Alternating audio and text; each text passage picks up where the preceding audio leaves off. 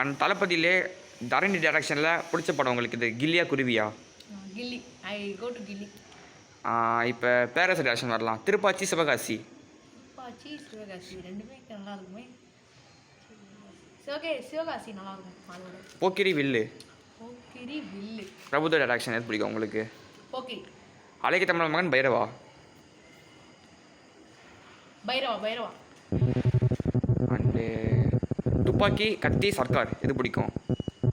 3 கேட்குறீங்க. துப்பாக்கி கத்தி சர்க்கார்.